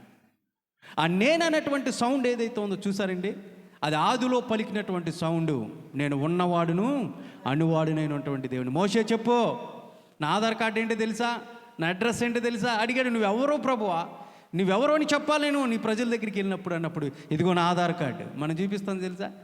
నువ్వెవరో ఏమన్నా ఏంటమ్మా ప్రూఫ్ అంటే మనం ఏం చేస్తాం, ఆధార్ కార్డుది అంటే చూపిస్తాంగా, నా పేరు నా డీటెయిల్స్ అని అందులో ఉంటాయని చెప్పేసి. ఇప్పుడు దేవుడు ఏం చెప్తున్నాడు తెలుసా? సర్వశక్తుడైనటువంటి దేవుడు మోషేకి ఒక ఆధార్ కార్డు చూపిస్తున్నాడు. నేను ఉన్నవాడును అనువాడు చెప్పు వెళ్ళే. నేను అన్నటువంటి సౌండ్ ఇక్కడ లాజరస్ సమాధి దగ్గర యేసయ్య ఉపయోగించాడు. నేనే పునరుద్ధానమును జీవమును. లాజరస్ కమ్ ఫార్వర్డ్, రా బయటికి అన్నాడు. నిద్రిస్తున్నటువంటి లాజరు వచ్చాడు. యేసు ప్రభు ఇదే సౌండు ఆయన మధ్యాకాశంలోకి వచ్చినప్పుడు, అదే సౌండు ఆయన ఒక బోర లాంటి ధ్వని. బోర ఓదడో ఆయన, బోర ఓదడో ఆయన మాట ఎలా ఉంటుంది తెలుసా? బోర లాంటి ధ్వని. అదే ప్రకటన గ్రంథం 4:1 ఆ యోహాను చూసి చెప్తా ఉన్నాడు, ఒక స్వరాన్ని నేను విన్నాను, ఆ స్వరము బోర లాంటి సౌండ్. అది బోర ధ్వని. యేసయ్య మధ్యాకాశంలోకి వచ్చినప్పుడు ఒక పిలుపుని పిలుస్తాడు. లాజర్ని ఏ విధంగా అయితే పిలిచాడో ఆ విధంగా ప్రభువునందు నిద్రించినటువంటి వారందరిని కూడా, ప్రభువు నమ్ముకున్నటువంటి వారందరిని కూడా అక్కడి నుంచి ఒక పిలుపునిస్తాడు. ఆ పిలుపు ఎలా ఉంటుందో తెలుసా? గంభీరమైనటువంటి ఒక బోర లాంటి ధ్వని వాళ్ళ చెవుల్లో పడింది. చనిపోయినటువంటి మట్టిలో కప్పట్టినటువంటి వాళ్ళందరూ, మట్టిలో కలిసినటువంటి వాళ్ళందరూ ఆ సౌండ్ ఎవరైతే వింటారో వెంటనే ప్రభువుని నిద్రిస్తున్నటువంటి వాళ్ళు ఏం చేస్తారు తెలుసా? మహిమ శరీరంతో వాళ్ళు, అంటే వాళ్ళ ఆత్మలందరూ కూడా ఇప్పుడు ఎక్కడ ఉన్నాయి? పాస్టర్ గారు, ఇప్పుడు చనిపోయినటువంటి వాళ్ళు ఎక్కడున్నారు? ప్రభువునందు నిద్రించినటువంటి వాళ్ళు ఎక్కడున్నారంటే ప్రభువు దగ్గర ఉన్నారు. ప్రభు మధ్యాకాశంలోకి వచ్చినప్పుడు ఆ ఆత్మలు వేవేల ఆత్మలను ఆయన ఎంట పెట్టుకొని తీసుకొని వచ్చి ఒక్కసారిగా వాళ్ళని వదులుతాడు. ఎక్కడైతే వాళ్ళు చనిపోయారో, ఒకవేళ సముద్రంలో చనిపోయి చేపలు తినేసి అనుకుందాం, ఎక్కడైతే వాళ్ళు కలిసిపోయారో మళ్ళీ అక్కడే వాళ్ళందరూ కూడా ఫామ్ అయిపోతాయి. ఆ ప్రాంతంలో ఫామ్ అయిపోద్ది. ఆ ఫామ్ అయిపోయినప్పుడు ఆ బాడీలోకి మళ్ళీ దేవుడిచ్చినటువంటి ఆత్మ తీసుకొచ్చాడు కదా, ఆత్మ మధ్యాకాశంలోకి, ఆ ఆత్మలు అందులోకి వెళ్ళినప్పుడు మళ్ళీ తిరిగి మహిమ శరీరంలోకి వాళ్ళు లేపబడతారు. దేవుని స్తోత్రం కలుగును గాక. ఒకవేళ నీవు నేను ఒకరోజు మరణం వచ్చినప్పుడు మనం నిరుత్సాహపడాల్సినటువంటి పరిస్థితి లేదు. మనకు ఒక నిరీక్షణ ఉంది. అదేంటంటే, ఒక రోజున నేను దేవుని యొక్క బోర ధ్వని నేను వింటాను, ఆయనతో పాటు మహిమ శరీరం దాల్చి ఆయనతో పాటు నేను ఉంటాను. ఒకవేళ ఆ రోజున బ్రతుకున్నటువంటి వాళ్ళు ఎవరైనా ఉన్నారనుకోండి, వాళ్ళు క్షణంలో రెప్పపాటుతో వాళ్ళు ఏం చేస్తారు తెలుసా? మొదటిగా చనిపోయినటువంటి వాళ్ళు లేపబడతారు. రెండోది బ్రతుకున్నటువంటి వాళ్ళు, అప్పట్లో యేసు ప్రభు వచ్చినటువంటి ఆ మధ్యాకాశంలోకి వచ్చినటువంటి రహస్య రాకట్లో ఒకవేళ మనం బ్రతుకున్నాం అనుకోండి, ప్రభు రాకట రేపే జరిగినప్పుడు మనందరం కూడా ఎలాగా రెప్పపాటులో మహిమ శరీరంలో మార్చబడతాం. ఇద్దరం కూడా చనిపోయినటువంటి వాళ్ళు, బ్రతుకున్నటువంటి వాళ్ళు అందరూ కూడా ప్రభువు నుండి విశ్వాసం ఇచ్చినటువంటి వాళ్ళందరూ కూడా మధ్యాకాశంలో మళ్ళీ వస్తారు. వాళ్ళు రారు. చూడండి, అదే దశలోనికి రాసినటువంటి పత్రిక 4:17 ఉంటుంది. వాళ్ళందరూ సదాకాలం, మనందరం ఎక్కడ ఉంటాం? సదాకాలం అని ఉంటుంది. చూడండి, ఇక మీదట సజీవులమై నిలిచున్నటువంటి మనందరం ఎవరితో పాటు? చనిపోయి లేచినటువంటి వారితో పాటు ఏకముగా ప్రభువుని ఎదుర్కొన్నట్టుకు ఆకాశ మండలమునకు మేఘముల మీద కొనిపోబడతాము. కాగా, ఇదిగోండి అండర్లైన్ చేసుకోండి, కాగా మనము సదాకాలము ప్రభువుతో కూడా ఉండు. దేవుని స్తోత్రం చెప్పండి. సదాకాలం అన్నాడా? లేదంటే ఒక 7 ఏళ్ళు శ్రమల తర్వాత, లేదంటే 10 సంవత్సరాలు 100 సంవత్సరాల తర్వాత మళ్ళీ తిరిగి వచ్చేస్తాం అన్నాడా? సదాకాలం అన్న మాటకు అర్థం ఏంటి? ఎప్పుడు నిత్యము ఎక్కడ ఉంటాం మనం? ఆయనతో ఉంటాం. ఎంత ధన్యత అండి మన జీవితాలు. దేవుని స్తోత్రం కలుగును గాక. సదాకాలము ఆయనతో మనము ఉంటామంట. మనం రక్షణ పొందినటువంటి బిడ్డలుగా మనం ఉంటే, ఒకవేళ మరణం ఈ రాత్రి చనిపోతే, ఒకవేళ నాకే ఈ రాత్రి మరణం వచ్చిందనుకో, భయపడాల్సినటువంటి అవసరత లేదో. ఒకరోజు మరణం వస్తుందని మనకు తెలుసు. అది నేడో రేపో ఎప్పుడో మనం చెప్పలేం. క్రైస్తవులుగా భయపడాల్సినటువంటి అవసరత లేదు, ఉండకూడదు కూడా. మనకి మరణాన్ని మనము ఏం చేయాలి? పో అన్నట్టుగా ఉండాలి. యేసుప్రభు శిష్యులు, అపోస్తులు అనేటువంటి శిష్యులు మరణానికి భయపడిపోయారా? యేసుప్రభు తిరిగి లేచిన తర్వాత వాళ్ళు చూసినప్పుడు, యేసుప్రభు లేచాడు, పునరుద్ధరణమైనటువంటి క్రీస్తును వాళ్ళు చూసినప్పుడు క్రీస్తును ప్రకటించుకోకుండా వాళ్ళు ఉండగలిగారా? ప్రకటించారు. వాళ్ళందరిని ఎంత చిత్రహింసలు చేశారు తెలుసా? బల్యాలతో పొడిచారు, రాళ్ళతో కొట్టి చంపారు, అగ్ని గంధకాల్లో వేశారు, సలసల మరుగుతున్నటువంటి ఆ నూనెలో వేశారు శిష్యులని. బాగా కాల్చినటువంటి ఇనుప కుర్చీల మీద కూర్చోపెట్టారు. చర్మం ఊడుతున్నప్పటికీ కూడా, వాళ్ళ చర్మాన్ని ఒలుస్తున్నప్పుడు, బ్రతుకున్నాగానే వాళ్ళ చర్మాన్ని ఒలుస్తున్నప్పుడు కూడా వాళ్ళు చెప్పినటువంటి మాట ఏంటి తెలుసా? మేము క్రీస్తును చూసాము. దేవుని స్తోత్రం కలుగును గాక. మేము యేసుప్రభును చూసాము. ఆయన మరణాన్ని లేచి గెలిచినటువంటి దేవుడు. మాకు చావు వచ్చినప్పుడు కూడా మేము భయపడము. మమ్మల్ని చంపినా మేము ఉన్నట్టుగానే చెప్తాం, సత్యాన్నే ప్రకటిస్తాము. ఆయన పునరుద్ధరణమైనటువంటి క్రీస్తు. చంపుకోండి, ఏం చేసుకుంటారు చేసుకోండి, మరణం మాకేంటండి? అందుకని పిలిపిలు రాసినటువంటి పత్రికలో 1:21 చెప్తాడు, బ్రతుకుట క్రీస్తే, చనిపోతే మేలే. చాలామంది చచ్చిపోతే బాగుండండి, ఎందుకంటే నేను బతుకుండి ఏమంటారు తెలుసా, కొన్ని శ్రమలు రాగానే, ఇబ్బందులు రాగానే, ప్రతికూల పరిస్థితులు రాగానే చాలామంది చెప్పారు అబ్బాయి చచ్చిపోవాలందండి, ఎందుకండి బ్రతికి విరక్తి పుట్టేసింది జీవితం మీద, చచ్చిపోవాలని చెప్పేసి అంటా ఉంటాడు. ఎందుకు చావాలి నువ్వు? క్రైస్తవుల బిడ్డలు నోటిలో నుంచి అలాంటి మాటలు రాకూడదు. ఎలాంటి మాటలు రావాలి తెలుస్తా, నేను బ్రతికితే నా యేసయ్య కోసం బ్రతుకుతా, ఈ మాట చెప్పాలి. దేవుని స్తోత్రం చెప్పగలను గాలక. పౌలు అదే చెప్పాడు, నేను బ్రతికితే క్రీస్తు కొరకే, ఒకళ్ళు చావు అయితే మేలే. ఎందుకు తెలుసా, రెండో ఒకటే, చచ్చిపోతే నేను ఎక్కడ ఉంటాను తెలుసా, నా ప్రభువు దగ్గర ఉంటాను. ఇది నిరీక్షణ, ఇది నిరీక్షణ క్రైస్తవుడికి ఉండాలి. ఒకవేళ నాకు జీవం ఇచ్చావు ప్రభువా, ఆయుష్నిచ్చావు, ఆరోగ్యాన్ని ఇచ్చావు, దీన్ని నీ కొరకే ఖర్చు పెడతా. మరణం నా ముందు నిలబడినప్పుడు కూడా, ఎన్ని శ్రమలు వచ్చినప్పుడు కూడా, నేను బ్రతికితే నీ కొరకే బ్రతుకుతాను. ఒకవేళ చనిపోతే నాకు తెలుసు ప్రభువా, నేను నీ దగ్గర ఉంటా. ఈ నిరీక్షణ, ఈ నమ్మకము ప్రతి క్రైస్తవుడికి ఉండాలి. ఇప్పుడు చెప్పండి, ఈ రాత్రి నీ ప్రాణం పోతే నువ్వెక్కడ ఉంటావు? నువ్వెక్కడ ఉండగలవు? ప్రభు దగ్గర ఉంటావా? ఆ నిరీక్షణ నీలో ఉందా? ఒకరోజు చావు నీకు రాబోతా ఉంది. ఒకరోజు మొన్న ఆగ్నేశం గారు చనిపోయారు, కానీ ఒకరోజు నీ ముందు నిలబడింది చావు. అపాయింట్మెంట్ ఇచ్చినప్పుడు తప్పించుకోవడానికి కుదరదు. ఒకవేళ మరణం నీ ముంగిట్లోకి వచ్చినప్పుడు నీకు ఉండాల్సినటువంటి గొప్ప నిరీక్షణ. ప్రభువు నమ్ముకున్నటువంటి వాళ్ళు ఎంతోమంది వాళ్ళ మరణాన్ని వాళ్ళు తెలుసుకున్నారు తెలుసండి. దేవుడు నమ్ముకున్నటువంటి బిడ్డలకి వాళ్ళ మరణం తెలిసిద్ది. వాళ్ళు చెప్తారు చచ్చిపోయేటప్పుడు. కొంతమంది అయితే లోకానుసారంగా ఉన్నటువంటి వాళ్ళు, అరే బాబు మా పిల్లల్ని పిలవండి బాబు, అరే డాక్టర్ గారు చనిపోతానండి, చనిపోతా అయిపోయింది, పిలవండి. అరే నాయన ఇదిగో ఫలానా చోట ఫలానా ఆవిడికి ₹1,00,000 ఇచ్చా, జాగ్రత్త నోటు అక్కడ ఉన్నాయి, ఫలానా నోటు. ఫలానా ఆశీర్వాదం గారికి ఒక 50,000 ఇచ్చా, ఇంతవరకు ఇంట్రెస్ట్ కట్టలా. కోటేశ్వరరావు గారికి అక్కడ ఒక 10 ఎకరాలకు సమకూర్చండిరా, ఇదిగో జాగ్రత్త అవన్నీ సమకూర్చుకుని అని చెప్పేసి లోకానుసారంగా ఉన్నటువంటి బిడ్డలు చెప్తారేమో. కానీ ప్రభువు నమ్ముకున్నటువంటి బిడ్డలు ఏం చెప్తారు తెలుసా? వాళ్ళు చెప్పినటువంటి, అయా జాగ్రత్త, ప్రభువుని వదిలిపెట్టి ఉండొద్దు, ప్రార్థించండి, మనం కలుద్దాం అన్నట్టుగా వాళ్ళ నోటి నుండి వచ్చినటువంటి వాటి ప్రభు చివరి దశలో కూడా ప్రభువుని గురించే వారు మాట్లాడతారు, ప్రభు గురించే చెప్తారు. వాళ్ళు ఎలాగ బ్రతకాలో చెప్తారు.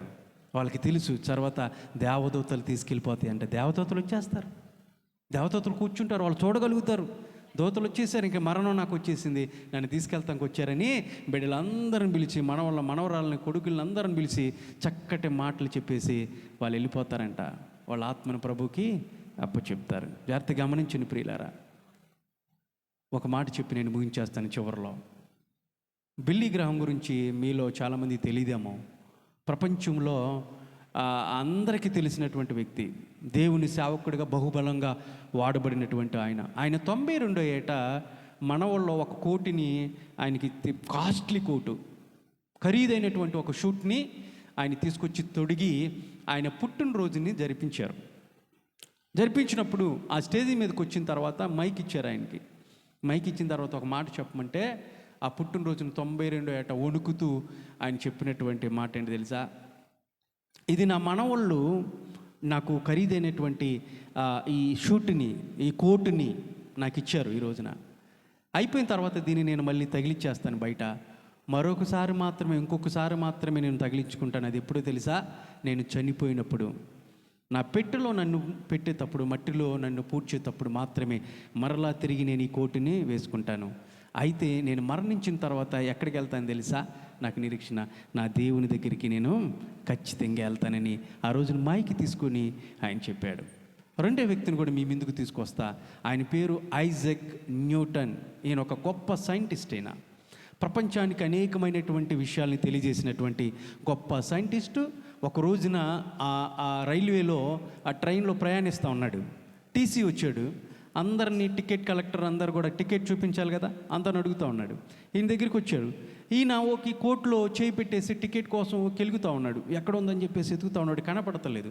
అప్పుడు టికెట్ కలెక్టర్ చెప్పారు, సార్ మీ దగ్గర ఉంటుంది, నేను నమ్ముతున్నాను, మీరు ఒక సైంటిస్ట్ నాకు తెలుసండి అని చెప్పేసి అతన్ని పొగిడి, ఆ సైంటిస్ట్ని పొగిడి, సార్ మీరు కొనే ఉంటారు, కొనలేదని నేను నమ్మను, మీరు కొనే ఉంటారు కాబట్టి అక్కర్లేదు సార్ అని చెప్పేసి వెళ్ళిపోయాడు. కొంతసేపుకి ఆ భోగి మొత్తం కూడా అందరం సోదా చేసి మరలా తిరిగి వస్తున్నప్పుడు మళ్ళీ ఈ ఐజాక్ న్యూటన్ ఏం చేస్తూ ఉన్నాడు తెలుసా? తను కోటిని తీశాడు, పక్కన పెట్టేశాడు. తన సూట్ కేసులో ఉన్నటువంటి ఆ బట్టలన్నీ, పుస్తకాలన్నీ పక్కన పెట్టేసి ఇంకా ఎతుకుతాను ఉన్నాడు. సార్ ఎందుకు సార్? వద్దన్నాను కదా టికెట్, ఇంకెందుకు ఎతుకుతున్నారంటే, కాదయ్యా ఆ టికెట్ నాకు అవసరం అంటున్నాడు. ఇంకా అక్కర్లేదు సార్, నాకు చూపించాల్సినటువంటి అవసరం లేదు, మీరు తీసుకొని ఉంటారు ఖచ్చితంగా, నాకు చూపించాల్సినటువంటి అవసరం లేదు, ఎతకమాకండి. లేదు బాబు, నాకు అవసరం ఆ టికెట్. సార్ మీరు ఎక్కడ దిగాలి చెప్పండి, నేను అక్కడ ట్రైన్ ఆఫ్ చేస్తాను, మిమ్మల్ని చక్కగా దించి నేను సాగనిప్పి మళ్ళీ తిరిగి వస్తాను. సార్ మీరు కంగారు పడద్దు, మీరు ఎక్కడ దిగాలో చెప్పండి అంటే అప్పుడు చెప్తున్నటువంటి మాట ఏంటి తెలుసా? ఒక సైంటిస్ట్ చెప్తున్నటువంటి మాట, అదిగో ఆ టికెట్ మీదే నేను ఎక్కడ దిగాలో రాసి ఉందయ్యా, ఎక్కడ దిగాలో, నేను ఎక్కడ దిగాలో ఆ టికెట్ మీద ఉంది అడ్రస్సు. ఇప్పుడు ఆ టికెట్ లేదు, నేను ఎక్కడ దిగుతా నాకు తెలీదు, అందుకే నా టికెట్ కోసం వెతుకుతానని చెప్పేసి అన్నాడు. ప్రియులారా గమనించండి, మన జీవిత ప్రయాణంలో ఈ విశ్వాస యాత్రలో నువ్వు బ్రతుకుతున్నావంటే నువ్వు ఎక్కడ దిగాలి, నీ జీవితం ఎక్కడికి, నీ ప్రయాణం ఎక్కడికి, నీ అంతం ఎక్కడికి అన్నది నీకు తెలియకపోతే నీ ఆత్మ ఎక్కడికి వెళ్తే తెలుసా? నిత్య నరకానికి వెళ్ళిపోద్ది. నువ్వు ఎక్కడికి వెళ్ళాలనుకుంటున్నావు? ఈ లోకంలో ఉన్నప్పుడే నువ్వు నిశ్చయంగా నువ్వు ఆలోచన చేయాలి. ఒక క్షణం ఆగి నువ్వు ఆలోచన చేయాలి. నేను ఎటు వెళ్తున్నాను, నా ప్రయాణం ఎటు వెళ్తా ఉంది, నా పరిస్థితి ఏంటి, నా గమ్యం ఏంటి, నేను బ్రతికున్నానంటే దీని అర్థం ఏంటి అని ఇక్కడున్నప్పుడే, దేవుడు నీకు అవకాశాన్ని ఇచ్చినప్పుడే నువ్వేం చేయాలి తెలుసా? నీ జీవిత పరమార్థాన్ని నువ్వు తెలుసుకోవాలి. నీ గమ్యం ఎక్కడికో, మరణించిన తర్వాత నీ స్థానము, నీ స్థలము, నీ స్వాస్థ్యం ఏంటో నీకు తెలియకపోతే నువ్వు ఎక్కడికి వెళ్తావు? ఇందాక చెప్పినట్టుగా నరకం ఉందా, మోక్షం ఉందంటే లేదన్నట్టుగా ఒక ఆలోచన చేస్తే నిత్య నరకంలో ఖచ్చితంగా కాలిపోవాల్సిందే, ఎప్పుడు అక్కడే ఉంటావు. నువ్వు బ్రతికుండగానే ఒక ఆలోచన ఇక్కడ చేయి. రక్షణ లేకపోతే రక్షణ పొందు. ఇంకేమైతే ప్రభువుకి నీకు అడ్డుగా ఉన్నాయో తీసేసే వాటిని తీసేసే. ప్రభా, నీకు నాకు వేరుగా ఉన్నటువంటి చేదైనటువంటి ఆ వేలుని తీసేయి ప్రభువా అని నువ్వు రక్షణ పొందినట్లయితే నువ్వు ఎక్కడ ఉంటావు? నిత్యత్వంలో ఉంటావు. ఒకవేళ నీ జీవిత పరమార్థం లేకపోతే నువ్వు ఎందుకు బతుకుతున్నావో, తింటా తిరుగుతా ఇదే అనుకుంటే ఒక రోజున చనిపోతావు. నీ ఆత్మ ఎక్కడికి వెళ్తా తెలుసా? నరకంలోకి వెళ్తావు. రెండు రక్షించబడ్డావా, ఇంకా రక్షణ లేనటువంటి బిడ్డగా నువ్వు ఉన్నావా? ఇంకా మరణాన్ని చూసి నువ్వు వణుకుతున్నావు అంటే ఏంటి తెలుసా? నువ్వు రక్షణ పొందలేదని అర్థం. మరణాన్ని, చావును చూసి కొంతమంది చావు అనగానే భయపడిపోతూ ఉంటారు. చావు అనగానే ఒంట్లో వణుకు వచ్చేస్తూ ఉంటుంది, భయపడిపోతూ ఉంటారు, దూరంగా వెళ్ళిపోతూ ఉంటారు. నీకు భయపడినటువంటి వ్యక్తి ఎవరైనా ఉన్నారంటే, చావుకు భయపడినటువంటి వ్యక్తి ఎవరు ఉన్నారంటే వాళ్ళు క్రీస్తును ధరించినటువంటి బిడ్డలు. అందుకే పౌలు గారు కొరింథీయులకు రాసినటువంటి ఆ పత్రికలో మొదటి పత్రిక ఆ 15 అధ్యాయాలు మీరు తర్వాత చదువుకోండి. 42 వచ్చిన నుంచి మీరు చదివితే క్షయమైనది అది పాతి పెట్టినప్పుడు ఎలాగ వస్తుందంటే అక్షయమైనదిగా ధరించుకొని వస్తుంది. అక్షయతను, అమరత్వాన్ని ధరించుకొని వస్తుంది. చచ్చిపోవాలి, క్షయమైనది చచ్చిపోవాలి. ఈ శరీరము క్షయమైనది, ఇది శాశ్వతమైనది కాదు.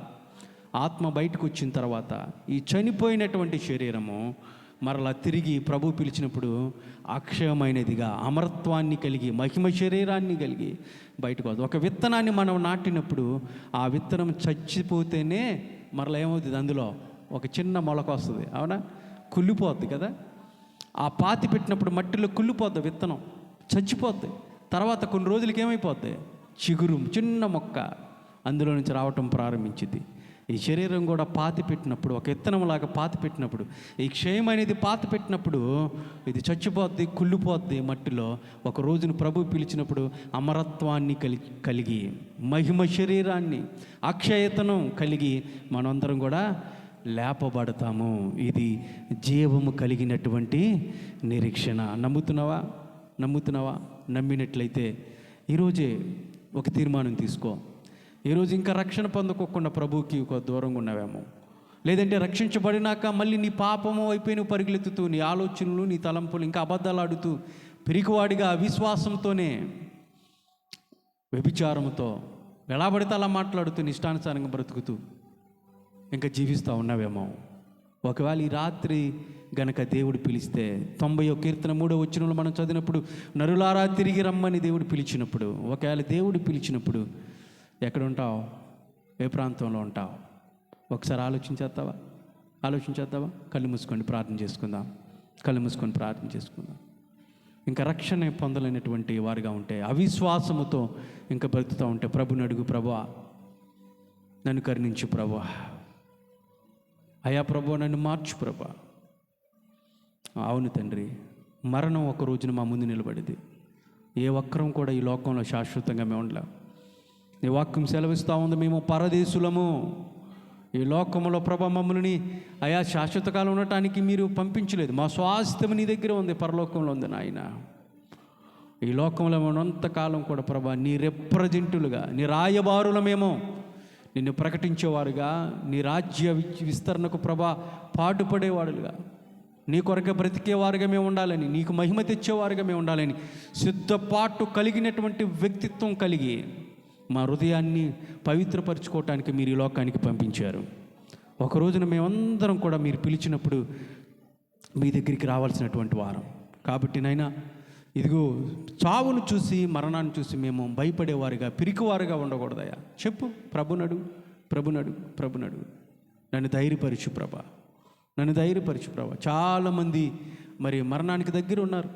ఒక రోజు గడుస్తుందంటే, ఒక సంవత్సరం గడుస్తుందంటే దాని అర్థం ఏంటి తెలుసా? మరణానికి నువ్వు చేరువవుతున్నావని అర్థం, మరణానికి సమీపంగా ఉన్నావని అర్థం. కాబట్టి నువ్వు ఒక బలమైనటువంటి తీర్మానం, బలమైనటువంటి ప్రార్థన నువ్వు చేయాలి. ప్రభా నీ కొరకే నా శాశ్వత జీవితం, నీ కొరకే ప్రభా నేను బ్రతుకుతాను తండ్రి. నా కంఠంలో ప్రాణం ఉన్నంత వరకు నాయన, నా ఊపిరున్నంత వరకు నాయన నీ కొరకే నేను పాటు పడతానయ్యా. నీ సేవలో నేను తరిస్తాను ప్రభా. బలా మంచి దాసుడా అని పిలిపించుకోవటానికి, నీవిచ్చేటువంటి కిరీటాలు నేను ధరించడానికి సిద్ధంగా ఉన్నాను ప్రభా. ఆ రీతిగా నన్ను సిద్ధపరచు ప్రభువా అని ప్రార్థన చేసినట్లయితే, ప్రభు ఈ ఆదివారం ఉదయకాల సమయంలో నీ తీర్మానాన్ని ఆయన దీవించడానికి ఆయన ఇష్టపడుతున్నాడు. ప్రార్థన చేసుకుందాం. పరిశుద్ధుడా, ప్రేమగల దేవా, నీ ఘనమైన పాదములకు వందనాలు, స్తుతులు, స్తోత్రాలు. అవునైనా మరణము ఒక వ్యక్తికి ఎందుకు వస్తుందో నీ వాక్యం సెలవిస్తూ ఉంది. చనిపోయినటువంటి వాళ్ళు ఎక్కడ ఉంటారు? ఏ ఒక్కరు కూడా చెప్పలేరు, మీరు మాత్రమే చెప్పారు. మనిషి ఏ విధంగా జీవించాలి ఈ లోకంలో, పరలోకంలో ఉండాలంటే ఒక వ్యక్తి ఏ విధంగా ఉండాలో మీరు మాత్రమే చేసి చూపించి వెళ్ళారు. ఒక మాదిరికరంగా మాకు చూపించి వెళ్ళారు ప్రభా. అయా నీకు వందనాలు. మరణం ఒక రోజున మమ్మల్ని అందరిని కూడా కబలిస్తుంది. అయితే ప్రభా, మరణపు ముళ్ళును విరిచినటువంటి గొప్ప దేవుడు ప్రభా.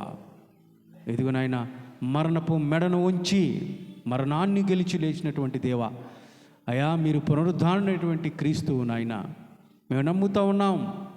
ఒక రోజున మమ్మల్ని కూడా మీరు లేపబోతూ ఉన్నారు. నీ మహిమ రాజ్యంలో మమ్మల్ని కూర్చోబెట్టడానికి నాయన మీరు మధ్యాకాశంలో రాబోతూ ఉన్నారు. అది నీ రేపో అతి త్వరలో సంభవించబోతూ ఉంది. కాబట్టి నీ ప్రియబిడ్డలందరూ కూడా, మేమందరూ కూడా సిద్ధపాటు కలిగి నీ మహిమ రాజ్యంలో ఉండాలంటే, ఎదుగునైనా మరి ఈ లోకంలో ఉన్నటువంటి ఏ క్రియలు కూడా పనిచేయవని వాక్యం సెలవుస్తుంది. ఒకవేళ మేము పాస్టర్లు అవ్వచ్చు, యాక్టర్లు కావచ్చు, గొప్ప గొప్ప పండితులు కావచ్చు, శాస్త్రవేత్తలు కావచ్చు, గొప్ప ధనవంతులు కావచ్చు, ఎవరైనప్పటికీ కూడా మరణం వచ్చినప్పుడు నాయన రక్షణ లేకపోతే వాళ్ళందరూ ఉండాల్సింది నరకంలోనే. రక్షణ అనేది ఎవరికి వారిదే. మేము పాస్టర్ల బిడ్డలోనో లేదంటే గొప్పవారి బిడ్డలోని కాదు, ఎవరిది వారిదే. కాబట్టి నాయన మా జీవితాన్ని మేము పరీక్షించుకొని నాయన నీకు దగ్గరగా రావడానికి కృప చూపించమని, కూడి వచ్చిన ప్రతి ఒక్క బిడ్డని ప్రభా దీవించి ఆశీర్వదించి, నీ వాక్యంలో ఉన్న మర్మాన్ని ప్రభా బిడ్డలు గ్రహించే కృపను బిడ్డలు అనుగ్రహించమని, ఆత్మదేవా ప్రతి ఒక్క హృదయంలోకి నీ వాక్యాన్ని చొరబడిలోని కృపను అనుగ్రహించి గ్రహించే శక్తిని బిడ్డలకు దాయిచ్చామని, నీకు మరింత చేరువుగా, నీకు మరింత దగ్గరగా రావడానికి సహాయం ఇచ్చేయమని, కృప చూపించి బిడ్డలను బలపరచమని, సమస్త ఘనత మహిమ ప్రభావములను నీకు ఆరోపిస్తూ నజరుడైన యేసుక్రీస్తు నామం పేరిట అడిగి వేడుకొనుచున్నాను తండ్రి, ఆమేన్. ఆమేన్. పాట పాడుకుందాం. పాట పాడుతూ కానుకలను సమర్పించుకుందాం.